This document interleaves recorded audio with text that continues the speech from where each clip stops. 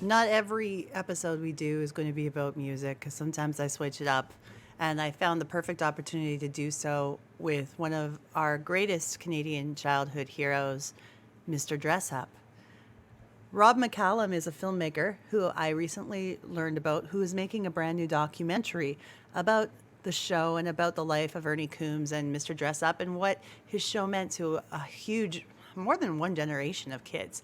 His show ran from 1967 to 1996. That's a lot of children that were affected by the show and raised to be really better people because of it. So Mr. Dressup meant a lot to many of us kids. Let's look at his legacy. Wikipedia moments.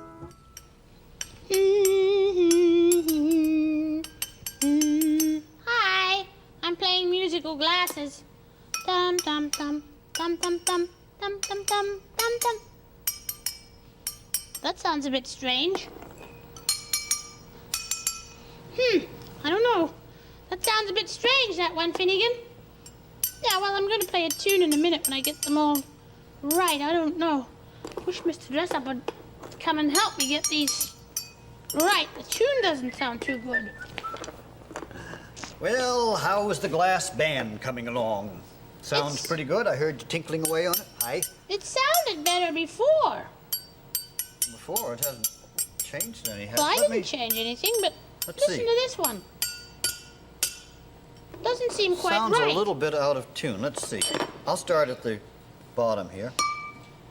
Do, re, mi, fa, sol. Whoops, wait Does a that minute. sound right to you?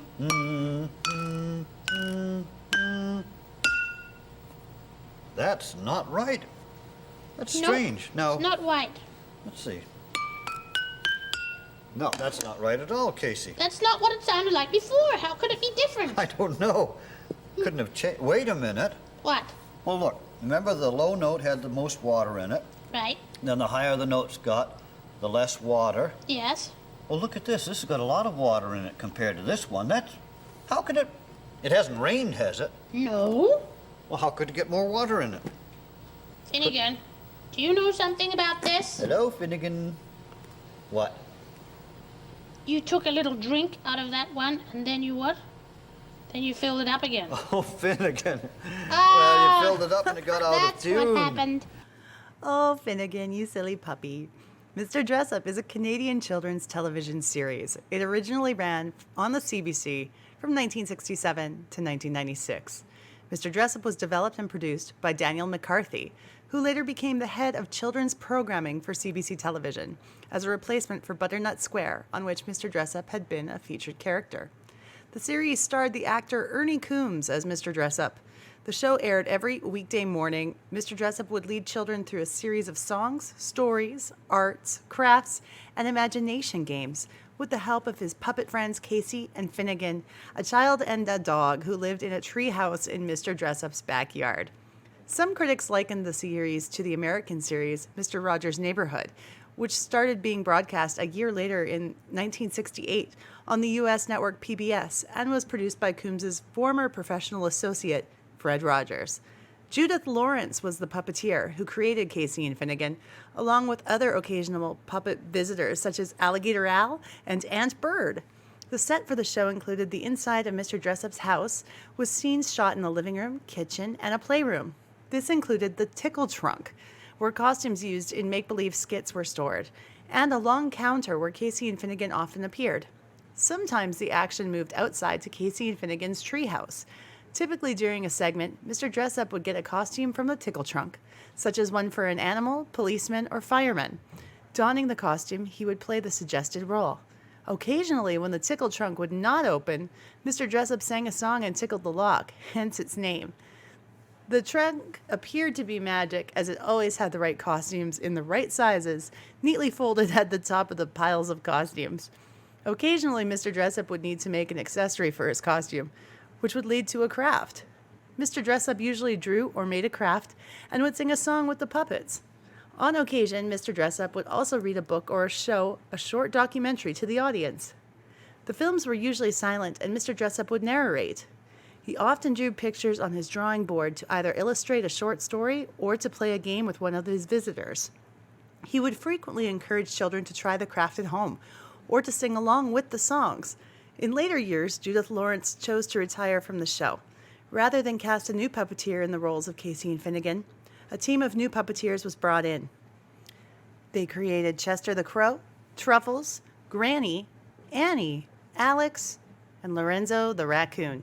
These new characters visited Mr. Dressup and over time became the lead puppet characters, with Casey and Finnegan gradually being removed from the show. This was done gradually for a transition before Lawrence's retirement. When Casey and Finnegan stopped appearing on the show, an announcement was made that they were attending kindergarten. With the new characters came new sets, including the community center. During the last 10 years of the show, singer, musician, and yo-yo champion Mark Kersey appeared as recurring character Mark the Repairman. The final episode of Mr. Dressup was taped on February 14, 1996. Coombs spent most of the next few years touring college campuses, giving talks about his time on the show, aimed at students who grew up with his series. He suffered a stroke at the age of 73 on September 10, 2001, and later passed away on September 18, 2001 in Toronto. Rebroadcasts of the series continued for a decade after it ended, until CBC announced that it was taking Mr. Dressup out of its weekly morning lineup and moving it to Sunday mornings, effective July 3, 2006. The final repeat aired on September 3, 2006. In 2017, episodes from the series were included on Encore Plus, a YouTube channel run by the Canada Media Fund and Google Canada. Although the 5 episodes made available on YouTube in 2017 were deleted in June 2018, they were reposted a month later. Due to the long run of the series, several generations of Canadian children, as well as Americans growing up in northern United States regions that received the CBC signal, grew up watching Mr. Dressup and his adventures. Ernie Coombs and the character of Mr. Dressup have become strong Canadian icons and a part of Canadian pop culture. In 2010, 2 elements of the series were preserved for public viewing. They were Casey's Treehouse, which is on display in the Canadian Broadcasting Centre in downtown Toronto. That's the CBC, if you didn't know. And the Tickle Trunk with assorted props, which was previously on display in the CBC Museum, close to where the Treehouse is located. The Tickle Trunk was not placed in another museum after the CBC Museum closed.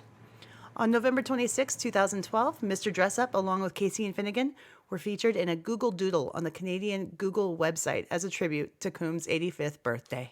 Let's welcome filmmaker Rob McCallum to talk about his brand new documentary and the legacy of Mr. Dressup. We wanted to talk about the work you're doing right now in film. Of course, the documentary on Mr. Dressup. Very, very exciting. What made you want to make this documentary? What was the driving force behind that? There's 2 factors. First, I was really surprised that nothing had ever been done on Mr. Dressup at this point, given the slew of pop culture documentaries that seem to flood the marketplace every year, seemingly turning over every corner of everything that everybody is obsessed with and all these communities kind of converge around. There was nothing on Mr. Dressup, really anyways. And then, of course, I showed my kids. And they watched it, and they're 5 and 2. And when I showed them, they're just 4 and not quite 1 yet. And I said, "What do you guys think of the show?" And my son Harrison said, "Oh, I like it a lot." And I mean, of course, he's exposed, the Paw Patrols of the world and everything else, the fast-paced animation stuff. Yeah. And I said, "Why do you think it's important?" He goes, "Because if Scarlett, his sister, watches it, maybe she'll grow up to be nice like Mr. Dressup." So I thought, well, now I've got to really look into doing something like this, because the show is very hard to find online right now. It was a staple, growing up for me and so many other people I know, but it is kind of invisible nowadays. There isn't too much out there when you want to try to point somebody to Mr. Dressup. So I thought, why is that? And what is the story behind Mr. Dressup? And that is kind of the crux for the documentary, kind of peeling the curtains back to not only see how the show was put together, why and how and when and by who, but what is the current legacy of the show and why is that? And how it's affected everybody here like 20 plus years later. Of course. I'm sure it's very important to know. Check out the shirt. I don't know if you can see it, but it's the Tickle Trunk. Nice. Very cool. Yeah. Now, who in Mr. Dressup's life, Ernie Coombs, I should say, for people who don't know, that is his real name. Who did you get to talk to for the documentary?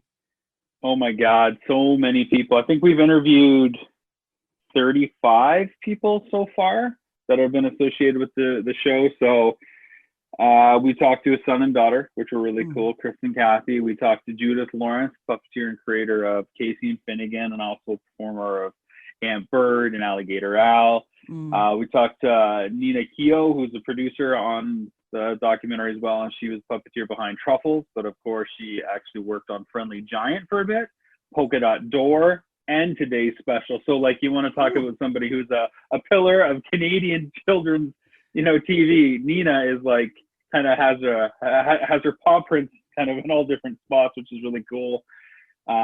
We talked to Jim Parker, who was one of Ernie's good friends. He was a musician with Ernie on the live tour, but he was also a writer on the show, and he performed Alex on the show.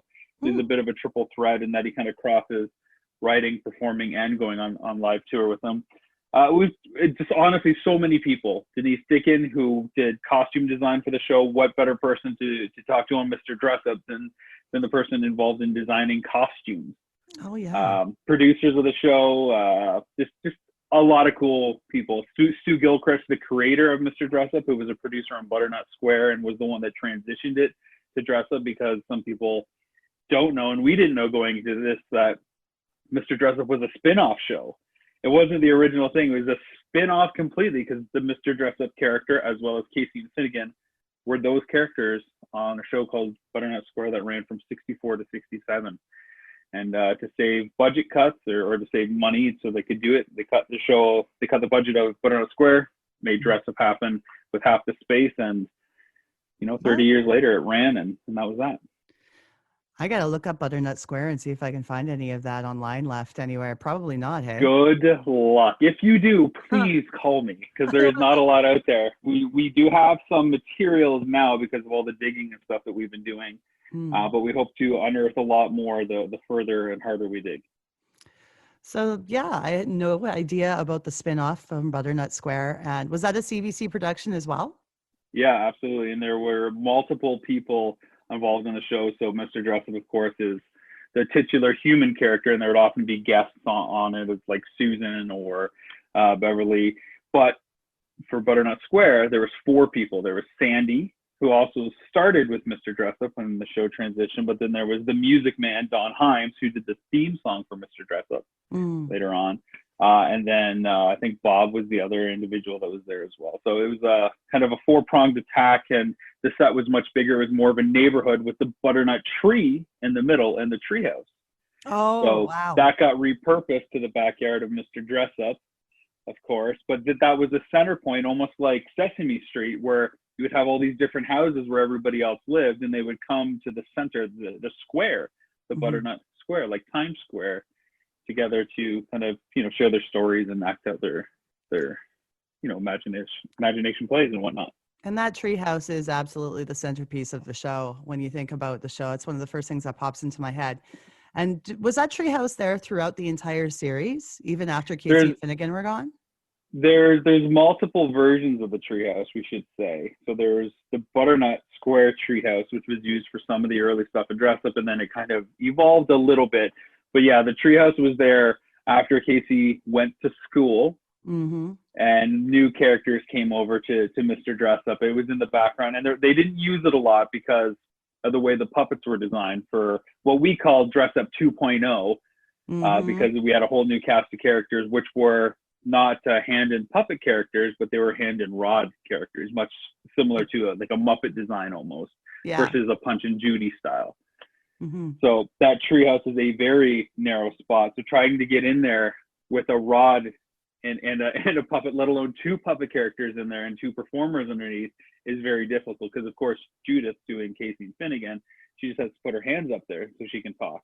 Right. And of course she's like an inch away from the inside of the tree, but it's a little harder to have 2 performers doing that, especially with different kinds of puppets. Now, the last I heard, that treehouse was located now in the lobby of the CBC building in Toronto. is what I understand. Now, I also heard that the CBC had a museum for a short time that had a lot of Mr. Dressup memorabilia, including the tickle trunk. I don't think that museum exists anymore. So again, there are a few different versions of the treehouse. There's the one and in the lobby of the CBC building. It's right next to the security desk. The Museum of History in Ottawa has one as well. We've seen both, and we think that there's at least one more out there. Could be in CBC archive.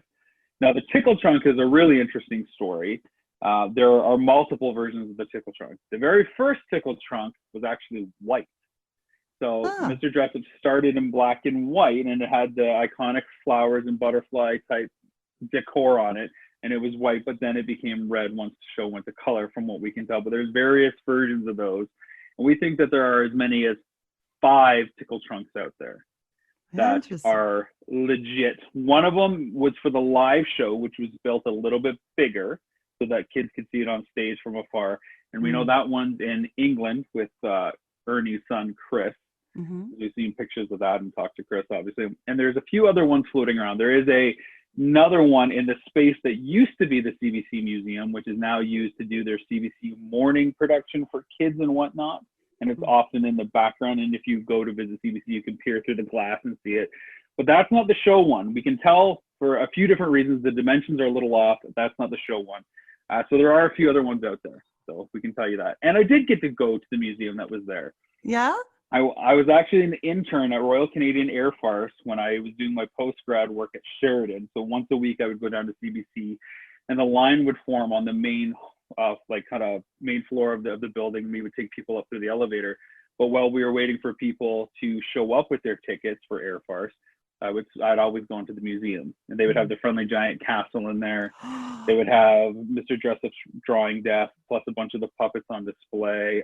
One of that tickle trunk I mentioned that wasn't, I don't think, show used, but kind of representative of it anyway. So it was a really cool space. They had Dottie and Basil from Sesame Park were there.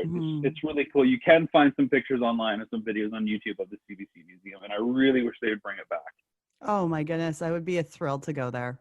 Absolutely. Now I'm out in Western Canada, but I'll make the trip. Back. Just keep staying tuned to all my social media stuff. I'm not too heavy on Twitter yet for everything Mr. Dressup. It is going to change very soon as things ramp up, but there's some really cool stuff that we hope gets in the works that would be of national interest. Coast to coast people should make the trek once our whole world kind of gets back to normal, however long that takes. Right. Do you think that there would ever be any other show comparable to Mr. Dressup? I would say the closest comparison would be obviously Mr. Rogers, who I think the two of them knew each other. Best friends at one point. Mr. Rogers was actually Mr. Dressup's best man for his wedding and his daughter's godfather. Well, they were close. Which was really cool. Yeah.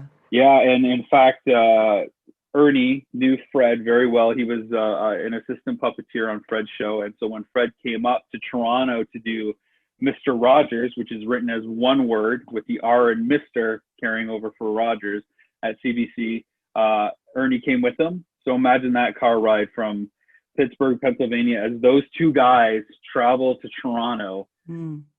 My mind goes crazy thinking about what was said in the car and the different things that could have been discussed. But those two guys basically are responsible for, preschool children's entertainment for the entire continent.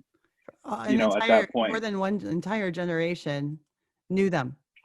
Absolutely. Yeah, we kind of pin it down to 5 generations. Yeah, which is pretty crazy because if it starts in the 60s and ends in the 90s, you've got the parents of the kids that first start to watch it, and then the kids of that first generation, and then the kids of the kids. And because reruns for Dressup go into 2006, that's a pretty good 4 to 5 generations of different kids got to see it. But yeah, to answer your question, Mr. Rogers is probably one of the most comparable shows. Sesame Street, influential for the amount of time it's been on and how many people know it, but not too much after that. I think it's a small pool of shows that impact people at such an early age, that have been around long enough that when people say the title, it's like, yeah, they have a reference point, even if it's a different reference point from the next person because of the age difference. It's that pool shows is really small. Maybe the Wiggles is now getting into that territory out of Australia because they were around late 80s, early 90s. So it's been 30 plus years for them. But again, it's not quite the same as, you know, a 50-year legacy. And I think a lot of people were unaware that he actually wasn't originally a Canadian citizen, but he became one. That's true. He's from Maine originally. And like I said, he met Fred Rogers in Pittsburgh and whatnot, and came up and didn't become a Canadian citizen until 96. When he just said, you know, I think inherently I'm a little bit more Canadian than I am American. He didn't have any desire, from what we know, to go to the States. He was just happy being part of Canada. And the story that we got, I think it was from Kathy, said, you know, somebody wrote to him and said, you know, what does it mean to you to be a Canadian citizen? And he wasn't at the time. And that's when he first started really putting some thought into it. If I recall correctly, that, you know, I think it's time that he made the leap, and they built the entire citizenship ceremony around him on July 1st, which was pretty cool. Oh, very cool. Very cool. I bet you could find that too online, but we do have footage of that as well, which will probably be in the documentary. Awesome. I feel that in today's society, people have a hard time accepting the fact that people like Ernie Coombs and Fred Rogers were so pure and just full of like love and wanting to educate children. I feel like, do you think that some people might still find it strange that an older man would want to be a role model for children? Because I don't at all. I think there's a purity there. I think that people are very skeptical and very cautious, especially when it comes to anything with kids. As a parent, I mean, we went walking through the woods this morning before we started talking this afternoon, and I was like, don't touch that. Don't touch that. You know, oh no, you're going to get stung. Like, that's just a natural response of a parent, because you don't want anything to happen to your kids, right? Yeah. So when you always worry about what they're watching and how they're doing, you know, in front of like a TV, and what they're absorbing and what they're learning and how that will transcend. So you think, okay, what is this older gentleman doing? What are the values being presented? It's so easy to poke holes in even the concept, right? So what is Mr. Dressup, which is the question we loved asking people, like, describe the premise of Mr. Dressup for me. And people would, you know, come at it a bunch of different ways. Well, you know, he's like the uncle, or he's like that friendly neighbor, or he's like a grandfather, and he's got this boy and this dog who live in the treehouse in his backyard, and, you know, girls from the neighborhood would come over, and it just does not sound, you know, it doesn't sound, you know, PC or kosher or however you would, like, it just does not sound good. But the second you watch the show, you instantly understand how wholesome and how gentle and how patient it is. Yeah. And that's everything that we need nowadays in society, because everything is do it now, do it quick, hurry up. All the kids programming, I think, at least from what I see my kids try to watch, is all about problems and problem solving. And at first you're like, oh no, that's good, because they're teaching them how to solve problems. Well, that's so anxiety inducing when it's all about what's the problem this time? How do we fix the problem? How do we fix the problem? This is going to happen. In every episode, the stakes get bigger and bigger. It's like the world is going to die, or Adventure Bay and Paw Patrol is going to get flooded, and all these people won't have homes. It's like, oh my God. Can't we just tell a story like about Jack and the Beanstalk and just play and put a different fun twist on it? Or can't we just make it craft? They have the rest of their lives to worry about other stuff like that. Oh man. Let them enjoy their childhood. When you start looking at children's entertainment nowadays from the point of, wow, look at all the problems and conflicts that are inherent to this stuff. As an adult, I got riddled and overwhelmed mentally, thinking, what are we teaching our kids? What are we showing them? Mm-hmm. It's not soothing. It's not comforting. You put on Mr. Dressup, adults are going to kind of relax, because there are no stakes. It's about just being yourself and taking your time. When's the last time you heard someone that said, just, oh no, take your time and really mean it? Do it at your own pace. It's okay. That's okay. Yeah. Sit there and cut your scissors into the cardboard, construction paper. Take that glue stick. Oh no, I want to see the whole picture that you're drawing. Every stroke. I don't want you to cut to the finished drawing. I want to see how you're going to draw that duck out of those different shapes. Mm-hmm. And it's okay if you make a mistake along the way. Watching him draw was amazing. Like, and just like I read somebody said recently, even just like the sound of the squeak of his marker was so relaxing. Like, Yeah, and that's the thing. When I think back to Mr. Dress Up and watching it, it was one of those shows that I was always excited for because you were right. There wasn't anything stressful about it. It was just something to It was a, enjoy. And so what's he going to do today? What are we going to yeah. make? What are we going to like pretend to play and dress as? And it was just, yeah, no stress. And I think that you're right. It was completely wholesome. And I never, ever would have thought in my head that anything negative about that situation. Everything about it was great. We've heard a lot of people chime in, especially since our Facebook page is live, and we had been shooting for over a year before we even went public with the project. Because again, everybody wants it now. They don't want to necessarily wait, 3 to 5 years, which is sometimes is what it takes for a documentary. So we waited and waited until we had more stuff to showcase. But since we've kind of made our Facebook page out there, we've had tons of people say, man, Mr. Dressup, that was a safe place for me. Mm-hmm. My school life wasn't good, or my parents and family life wasn't good, but I knew every day at 10:30 I'd have a half hour that was safe. That it didn't matter what was going on in the four walls of my house. It didn't matter what was going on outside. It didn't matter what was going to happen after the show or what had happened that morning. I had a half hour where I felt safe. Mm-hmm. And so we started really drilling down on that specifically in the documentary. And I started thinking for myself, why did it matter to me so much? Why did, when I was homesick, did I want to put on Mr. Dressup to feel better? Mm-hmm. And I think, and I've said it in other interviews, I think it's the ultimate childhood fantasy because you have a nonstop interactive relationship with a loving parent, where that parent, in our case, isn't on their phone, isn't doing what they want to do and bothered by the kid who wants to do something else. The parent, Mr. Dressup in this case, stops everything they're doing and, asks Casey what's going on, asks Finnegan what they want to do. Mm-hmm. They start building crafts. They start drawing with them, spending the time with them, which, kids aren't kids for a long time. And I've already seen the years go by in my two kids. And it's stuff like Dressup that makes me want to be a better parent. And I'm writing notes down based on what is resonating with me as a viewer. I'm like, oh, I wish that, my folks did that. Or not like, well, I got to do that with my kids because that is too important. And kids might not get it, but when parents watch, they do get it. And I think kids like it because they do see that relationship and they do wish that fantasy they see on TV was their life. You're right. And it felt like a safe place to be, regardless of what was going on in your life. That half hour was brilliant.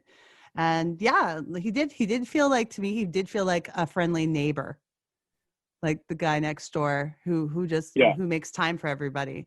That's how I saw him. I saw him as somebody like in the community on the street that you would almost go to after school.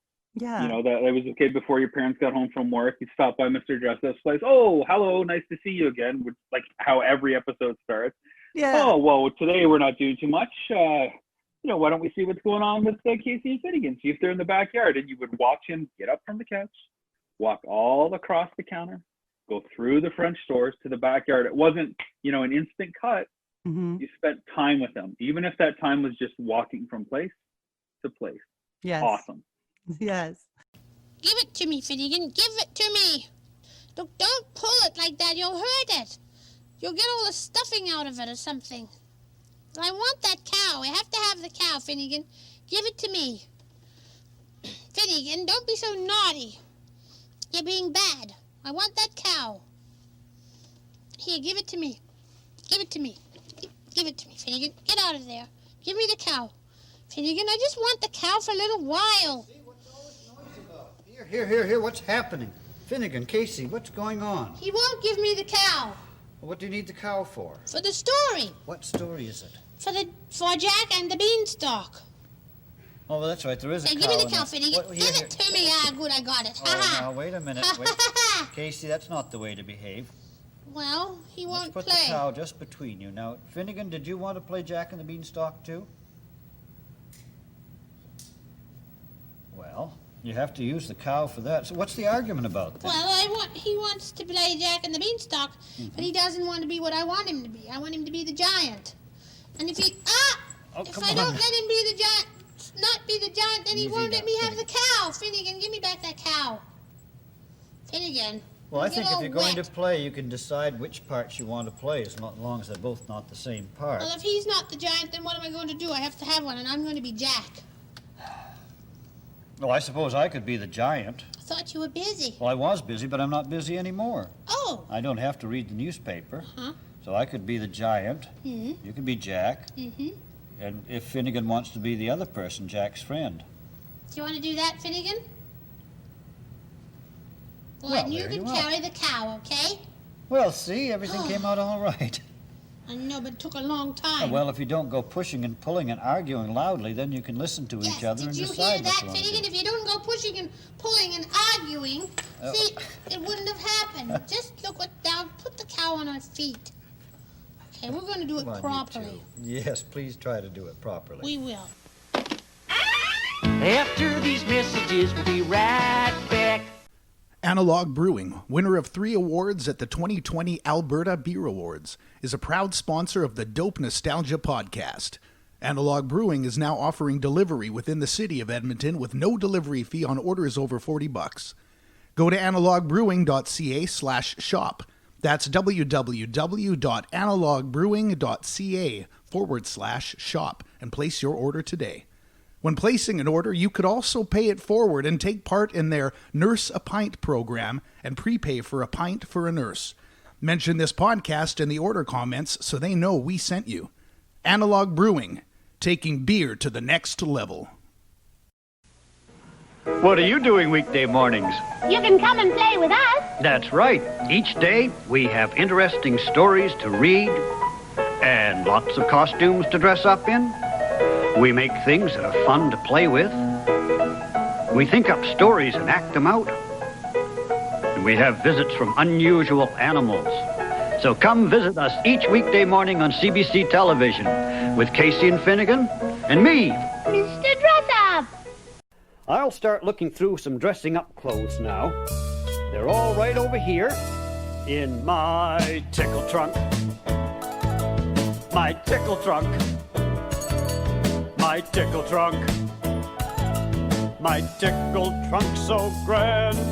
A pirate's trunk is full of gold. An attic trunk is full of clothes. Some trunks are full of things so old. What's in my trunk, do you suppose?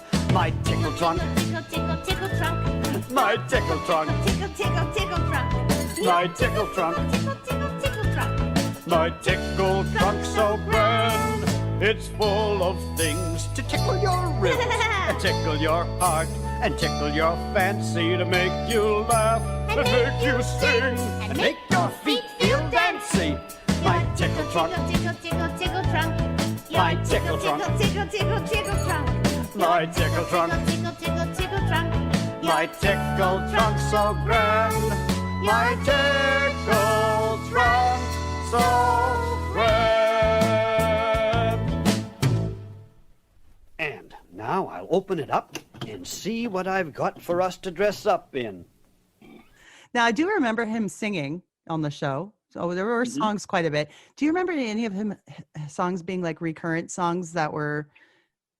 I can't recall any of the songs. I will tell you that they did have a limited catalog, so songs would come up like occasionally, like they would reuse them and stuff because there's a business side to it, and they can't just kind of keep doing new songs and whatnot. But Ernie wrote a song called "My Tickle Trunk" that was played often.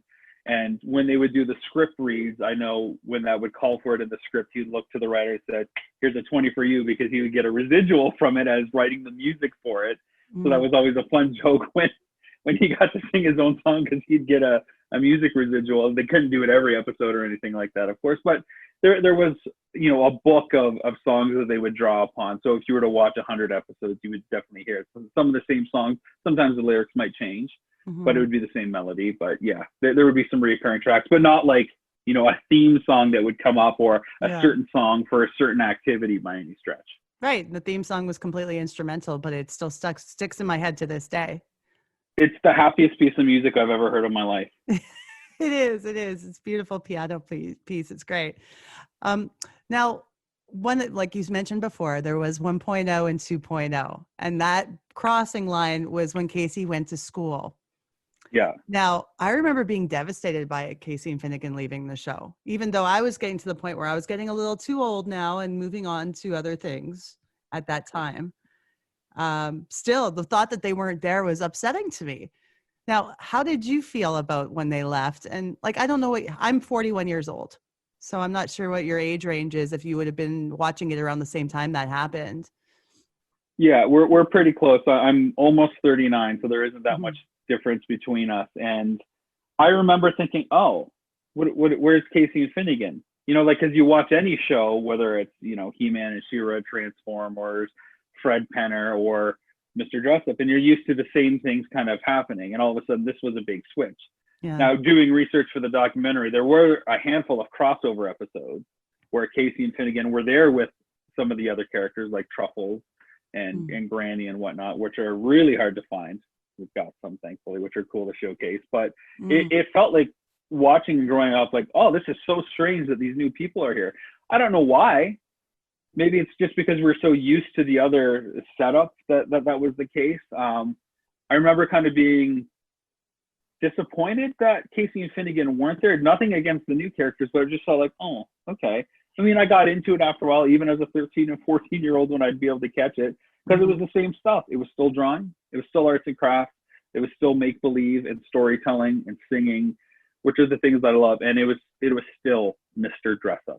And it would have been different if it was Casey and Finnegan still there, but not Mr. Dressup, like somebody else, like, I don't know, Mr. Tickle Trunk or something like that. That would have felt like a weird thing, because as much as I love all the different elements and performers and characters in the show, it's really Ernie in my mind that you can't do that show without.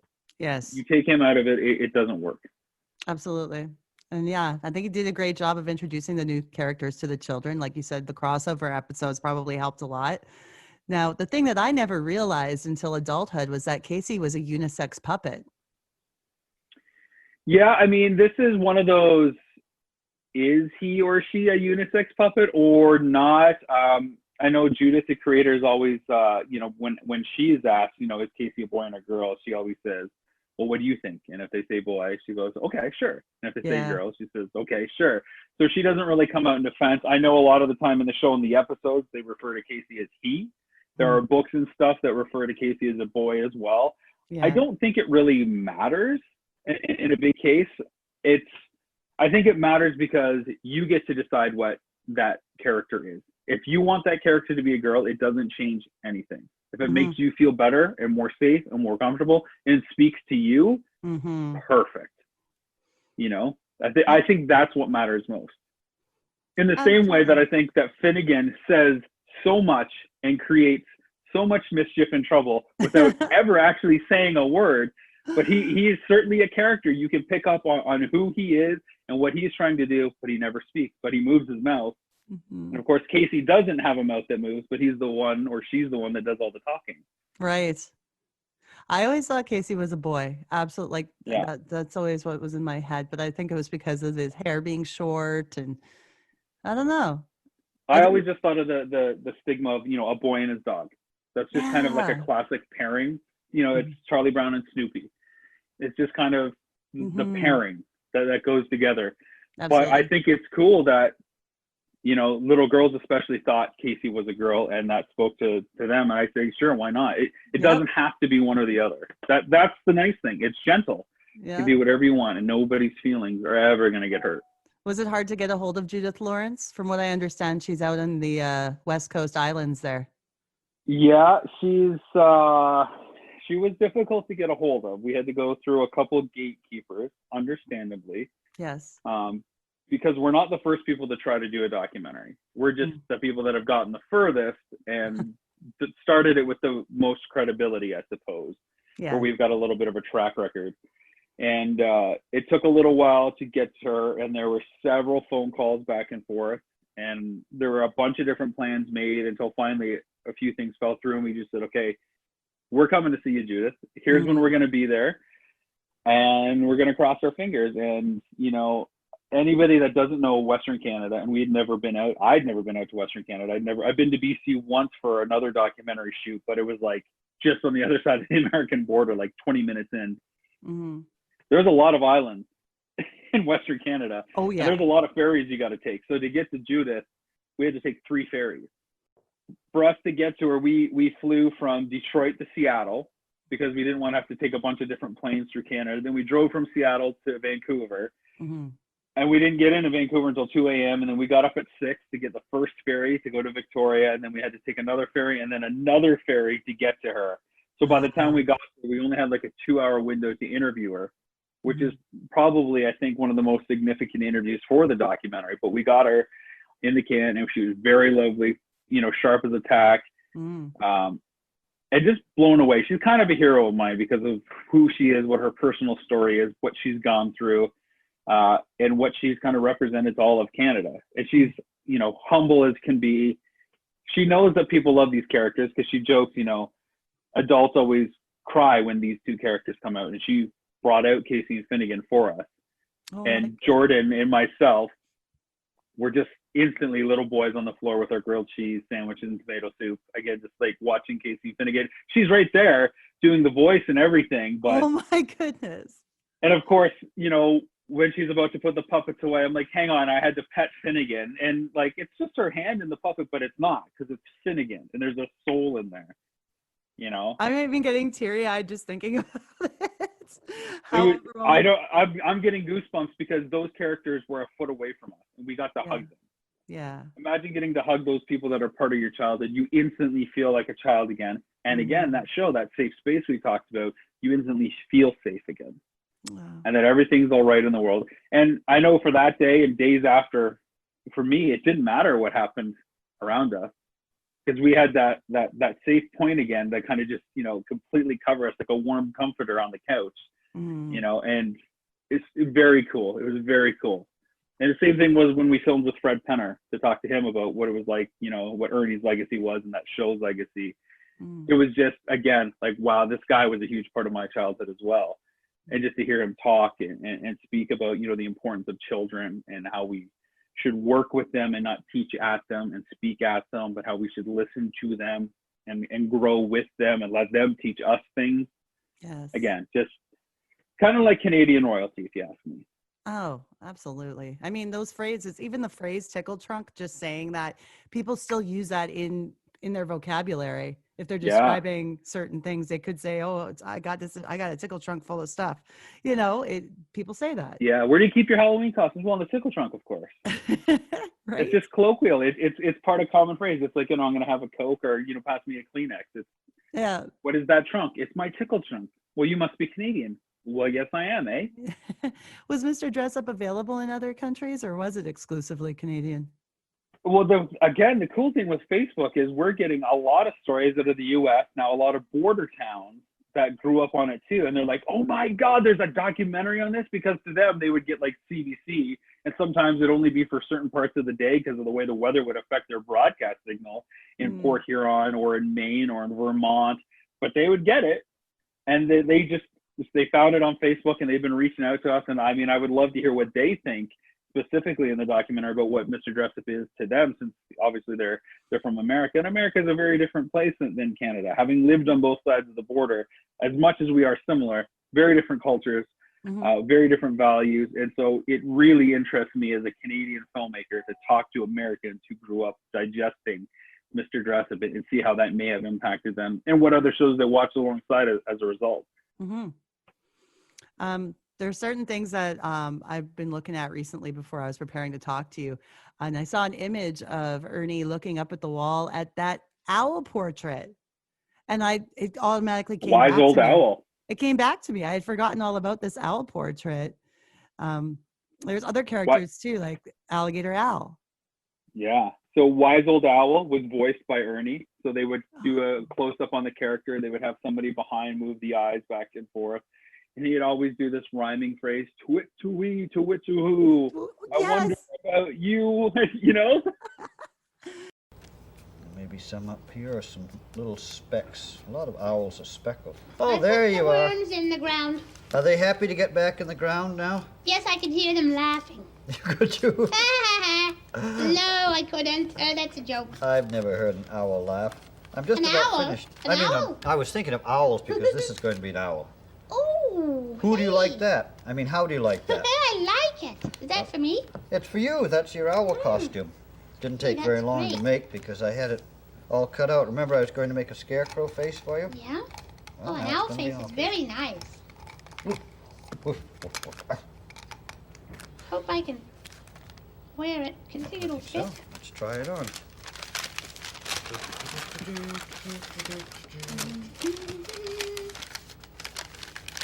Can you see through it all right? Yes? Mind your arm there. There it is. Mm-hmm. Looks pretty good on you. Ooh. How do I look? Do I look like an owl? Ooh, do it, do.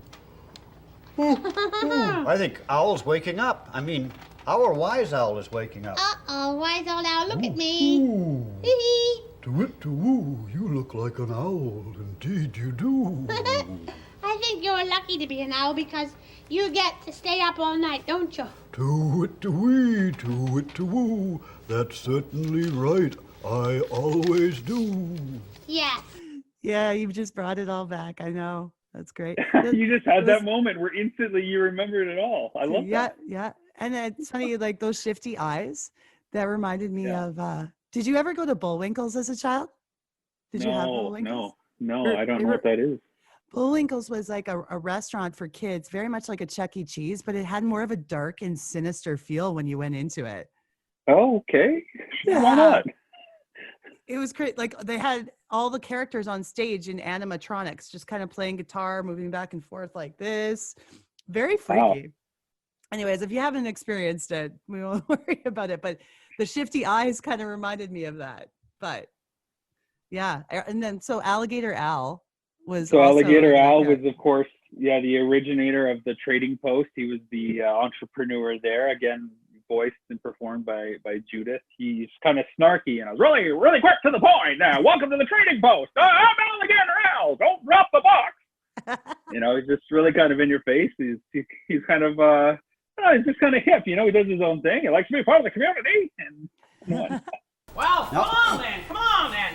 Oh, Al. Say, come along, everybody, come along. Yeah, I heard you say come along to Al's new trading post. That's it. Sounds good, huh? Oh, it's a good Yeah. place for a trading post, Yeah. Al. Is things coming Right. along pretty well there? Oh, yeah, I'm just still unpacking, of course. There's a You lot of must be stuff. tired. I just hope that everybody likes my new location. I think they And they'll will. all come to it, They'll find where it is, and I'm glad we were able to help you today. We didn't Yeah. have anything else to do. That was very kind Everybody's of you, going yeah. to be. Just that? remembered another message. Oh, yeah? Aunt Bird. Uh-huh. She won't be able to make it to the grand opening because Oh. she had to go out of town. She had to go to the country. So bad. she said she'd be back tomorrow and she'd look at the trading post then. Uh-huh. But she has something for you for She the does? grand opening.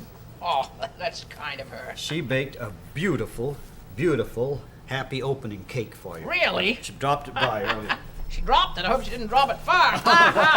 No, she didn't drop it really because you wouldn't want to drop a cake. Whoop! Ah! Did you ever get to see Mr. Dressup on tour? no, that's the one thing that eluded me. I remember in college, I went to UW out here, Western, and I remember that he came in my first year. And I thought, it would have been wicked to see. I didn't live on campus, otherwise I'm sure I would have gone.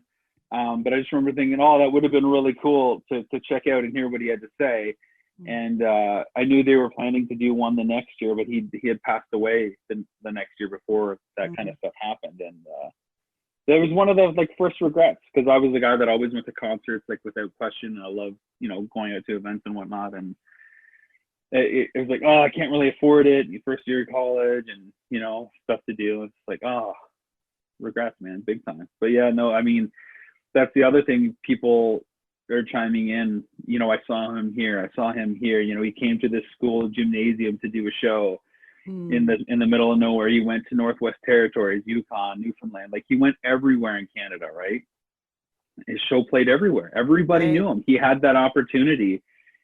He really, trailblazed everything. And, the live show was a nice hour-long performance, songs, jokes, playing around, same kind of stuff that you would see on the show.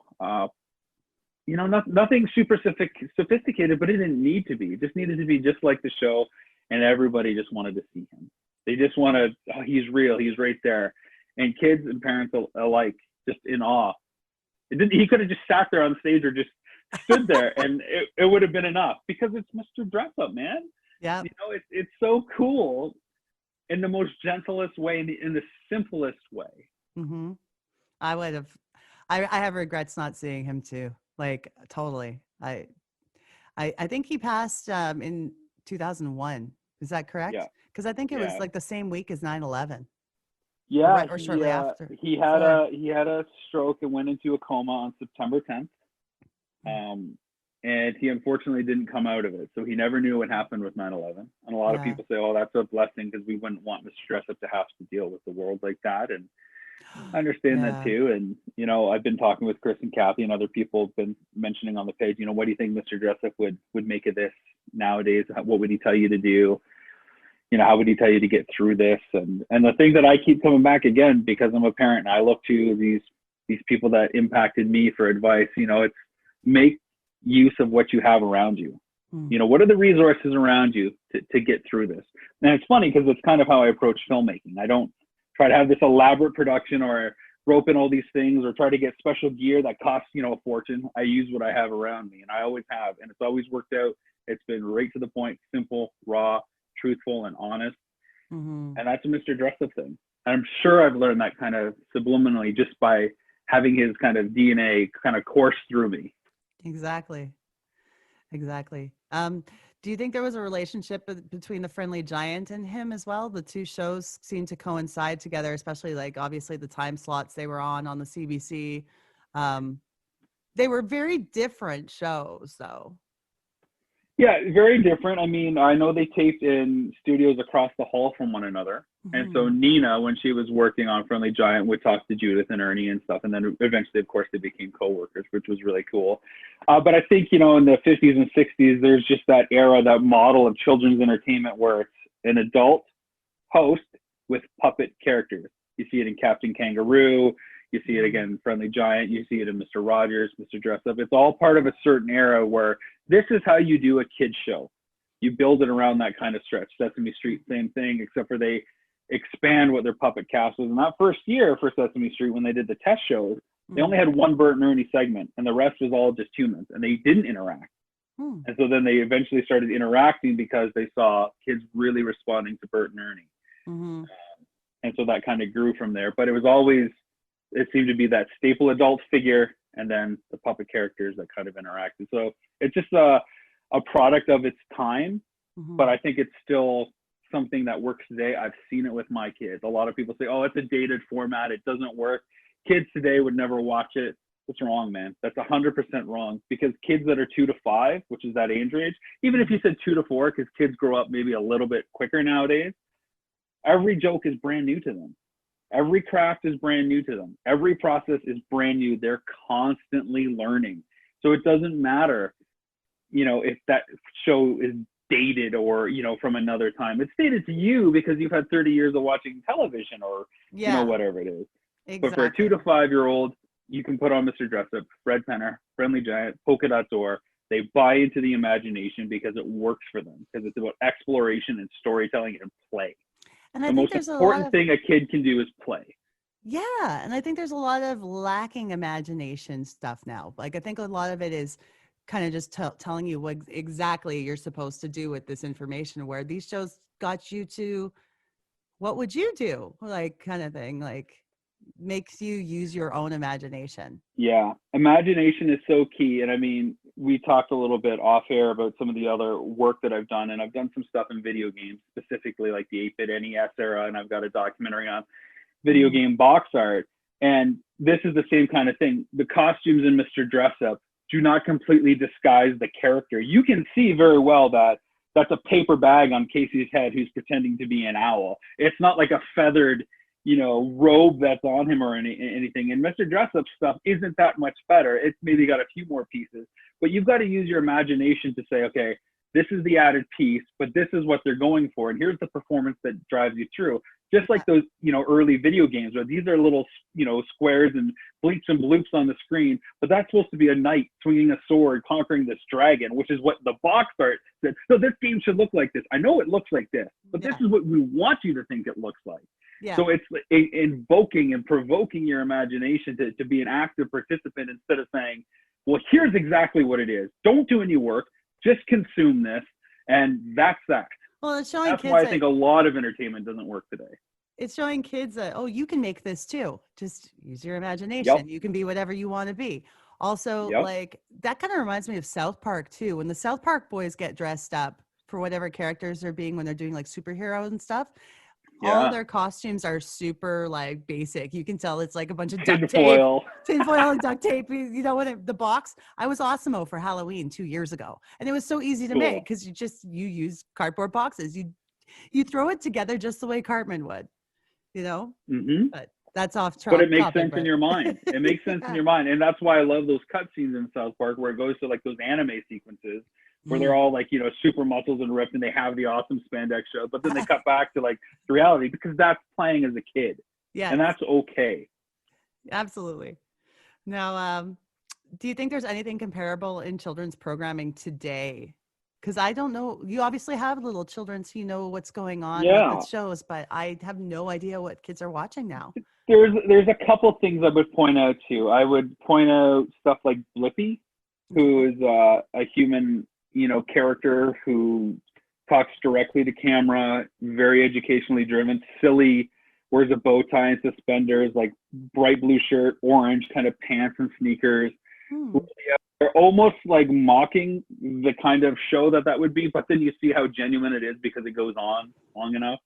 Again, the Wiggles, I think, is pretty close. They're a little bit more song driven, so there's a lot of songs and not so much make believe and sketches, although they do have like Wiggle Town, which is almost like a parody of the Monkees, where there's a bunch of songs but cut in between the music videos. There's a bit of a narrative that they figure out. And then Miss Persona out of Canada, which, Fred Penner's in, Allison Court, who is on, Big Comfy Couch, and Mr. Dressup is in, and they're using that imagination kind of situation. It takes place in a tree house. There's puppets. You go into a closet to dress up, like a transformation sequence kind of out of like He-Man or She-Ra. Cool. So Miss Persona in particular brings in a lot of these kind of 70s, 80s, and 90s tropes into that whole kind of kids programming sphere. Well, I'm glad to see that there's something that still has that level of quality and imagination. Well, 3 shows out of how many shows out there? The default is let's do animation. Why? Because it's cheaper, because we can redub it and sell it around the world. But I don't think it's better. I think it's the lowest common denominator, and that's not to take anything away from the shows, because some of the shows are pretty good, pretty funny. But there is something to be said for the tangible. We live in a world where everything is divided by a screen, and it doesn't exist in reality. And I don't know what we're teaching kids when they can't go and grab that thing. So when, I don't know why I keep picking on Paw Patrol, but when the pups from Paw Patrol go to try to fix the problem, our kids can't do that because they don't have those materials and that world doesn't exist. So I think there's always a disconnect. But when Mr. Dressup wants to make a craft with a paper towel tube or a toilet paper tube and some googly eyes or some glue, or wants to draw on a paper, our kids can do that right away. They can go draw that same bird or that same thing, or they can take the letter A and turn it into an alligator because they saw Mr. Dressup do it. I'd be like, there's Mom, a cause and effect. Mom, I need pipe cleaners. Yeah, our house is stocked with popsicle sticks, pipe cleaners, googly eyes. We should probably get a bag of feathers soon. But we've got hot glue guns and stuff like that. And our table gets all gunked up with glue, and it's like, okay, well, whatever. Now you have like, I was looking into your website, and you have so many other great documentaries you've worked on. I want to see them all, especially the video game docs. Like, this is cool. Like, so you're really into the pop culture. When it comes to video games, what other shows should we check out that you've done? Well, let's see. So my first big film that came out was probably a film called Nintendo Quest, and which I dared my best friend Jay to collect the entire original Nintendo library, all 678 games, in 30 days without using the internet. Oh my goodness! And it's very much a gamer film, but it's not really. It's about Nintendo, sure, and it's about him getting these games, but it's more, a film about the human condition. How far are you willing to go for a dream? What are you willing to do if you had nothing else in your way? You had 0 obstacles. How far are you willing to go? What are you going to let hold you back? So that's kind of what Nintendo Quest is about. It's the ultimate video game kind of fantasy, because this is what one gamer's always wanted. And I said, all right, man, hear you talking about this forever. You want the whole library, just do it. Put your life on hold and make it happen. I mentioned video game box art, the stories behind the covers, which is all about the cover art and the illustrators, because nobody knows who did all that cover art for us. But when you walk down an aisle of Toys R Us and you just saw the wall of cover art, you're like, I want that one.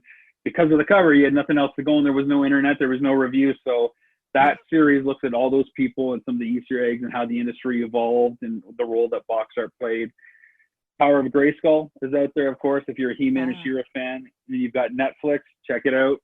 That's the definitive history of everything He-Man and She-Ra, from how it started, from Mattel passing on wanting to do the Star Wars figures and then realizing, oh, we made a mistake, we better have something to compete with that.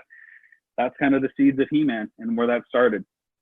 I did a film called Missing Mom, in which my brother and I hit the road to try to find our mom, who's been missing for 25 years.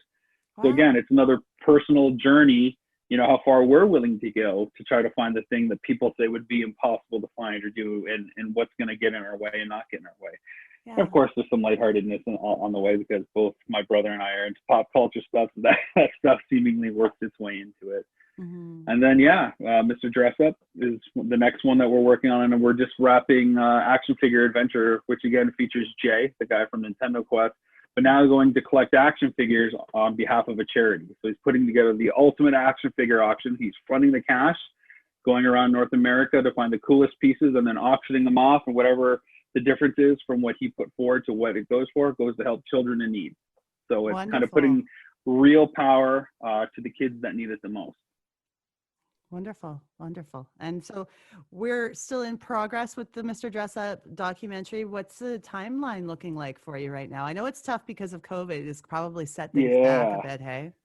Yeah, unfortunately, it's been a wait and see with COVID, because it's not only, when is life going to get back to normal, but when is it going to be safe to do production? And when you're talking about a show that's been around for a while, a lot of the people that are part of the legacy are, not like 20 or 30 anymore. Yeah. So they're certainly at the higher risk age group, and we want to be respectful and not have to go into their apartment in a hotbed city with a camera crew and get them to speak for 2 hours at a time without a mask or something like that. Yeah. So that's been difficult, and it's been kind of like, well, let's wait and see what happens next month. Let's wait and see what happens next month. And it's just not quite there yet. So we're switching gears a bit, and we're just going to dive headfirst into post-production and cut what we have and really identify the gaps that we need. We know what we want to do. We know what production has to exist. Almost all our interviews are done. We need 6 or 7 more. But then we have a whole nother through line about the current legacy of Dressup and how to change the current legacy of Dressup. And that needs to get shot. And we're hoping that we can do that next spring. And by then, we hope that we'll know where people can watch the film and when they can watch the film. So as we continue to cut right now, we're shopping it for a home. We've got a few people in mind, a few destinations in mind. And it's just a little bit of a chess game, and COVID is providing us an opportunity to play that game, but it's delaying the production we need to get done as well. So we're just, we're doing what we can with the resources that we have, just like Mr. Dressup. Exactly. So obviously we're going to be watching and looking forward to it. I'll be sharing all the links for people so that they can come see your films and check out your website. Now, to wrap things up, you pose a very important question I saw on your Facebook page for the show. Oh, no. I ask questions that I don't have the answers to, okay? I do it so other people can think for me. Come on, I don't know these answers. Yeah, but I want to say, why is Mr. Dressup important to Canada? And where do you see his influence today in culture? But that was the question that was on the Facebook page, was how is Mr. Dressup important to Canada? Sure. Well, if I answer this, is this like a spoiler or what? I guess I could answer it. I think Mr. Dressup's important because we don't have a lot of cultural icons that span decades, let alone generations of people, and impact them at an age where it's going to stick to them for the rest of their life. My producing partner, Jordan, and I kind of try to theorize what other shows are distinctly Canadian that are with us for a long period of time. And the only thing we could come up with was Hockey Night in Canada. Right. But that's not really around in your formative years where you're learning to act and be part of a community and figuring out who you are and why you are that way. So in that way, Mr. Dressup is the ultimate Canadian icon. And when you think of what a Canadian is on the international stage, what it means to be Canadian, it's usually they're humble, they're polite, they're funny, they're resourcefulness. Well, aren't all those things really Mr. Dressup? Mm-hmm. You know, so there's this weird thing that to be Canadian also means to be kind of like Mr. Dressup. And I think we've all learned to be that way because we were able to consume that kind of culture. And I think that's a good thing. And I think it's really time that we put a spotlight on him in that show, because we don't do a good job at celebrating ourselves as Canadians. We're very quick to say, oh, no, it's okay. We're very humble that way. Our neighbors to the south are very good at saying, look at what we've done. It's time that Canada celebrates our past and our history, or lest it be forgot. Because here's the scary reality. If you're 30 years old, chances are you don't know who Mr. Dressup is. Yep. That is frightening. And to have a whole generation now that doesn't know him and that program and those values, I think something needs to be done about that. So that's what the doc's in store. That's why I think the documentary is really special. And I think that's why it's going to matter more than some of these other pop culture documentaries where it's just, here's the story of how this happened. Ours is, here's the story of how this happened, and here's why it's important today, and here's the next chapter of it. A lot of us are the way we are today because of him. And that's wild to think that he had that much of an impact, but he did. Isn't that wild? Oh, Rob, it was such a pleasure talking to you about the documentary and all things Mr. Dressup. So I want to thank you for your time. Thanks for having me on. Sorry this couldn't happen sooner. Things are chaos around here. The pandemic doesn't help, but I'm so glad we got to connect. Me too. And don't worry about that. I'm patient. I was just happy you were able to make the time today. So thank you so much. No problem. I look forward to next time. Maybe I'll let you know when there's a big scoop on Dressup or one of my other projects. Absolutely. I'll keep in touch. And also, like any of your other projects you're working on that pertain to the 90s, I'll have you on and we'll promote it too. Cool. Well, we'll get in touch then for Action Figure Adventure, because that is wrapping up and action figures are very much a 90s thing. Absolutely. What are all these neat things, Mr. Dressup? Oh, remember I was going to make some decorations for the tree for different people? Yeah? So far I've got, this one is for Chester. Neat. Candy cane. And this one's for Alex. Oh, he'll like that. This one's for Lisa. Oh, gingerbread. Yeah. And this one's for you. Oh, beautiful. It's so pink and fuzzy and cozy, just like me. I thought you'd like it. Yeah, do you think I could take it to show Lisa? Oh, certainly. I'll bring it right back. Oh, you don't have to bring it back. Actually, you could just keep it there, and when I come over, we can put it on the tree. Okay. All righty then. Thanks a lot. Okay. See you later. See you later. La la la la la la la la. Time to tidy up this place. Mr. Dressup, how does it feel to be back in your old studio? Oh, it's wonderful, but what have you done to the decor? It probably looks a little different. My treehouse is gone. It just doesn't look right. But it's not gone in our hearts, obviously. So even though you're still retired, are you still referred to as Mr. Dressup? Oh, yeah. Definitely.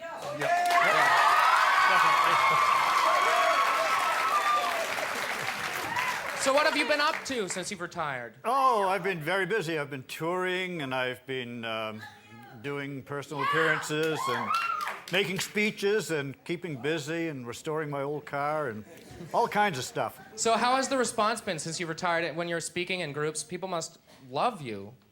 Sort of like here, yeah. Yeah, it's a lot like here.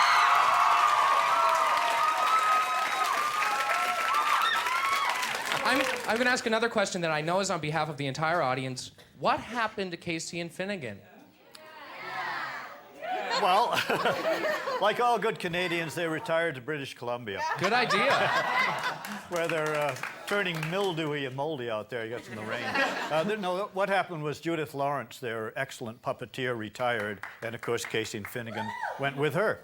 Any questions for Mr. Dressup from the audience? You wanted to ask right down here? What do you want to say? All right, there was this one show, and you had an alligator, and you drew different hairstyles on it, and you drew this really crazy big pink mohawk on one. And I was wondering, did you have this secret desire to be a punk rocker?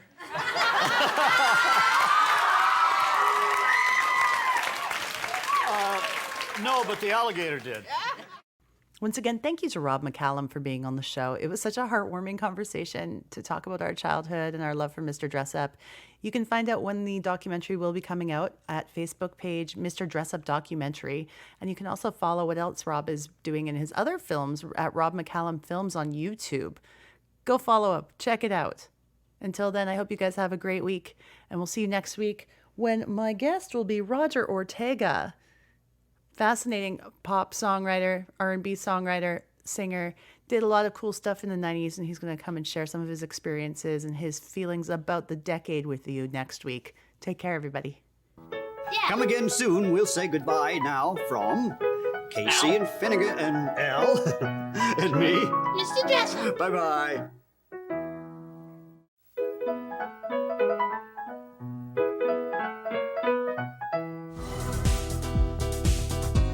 Social media, yeah, we've got it. Send us an email, dopenostalgiapodcast@gmail.com. Twitter, Nostalgia Dope.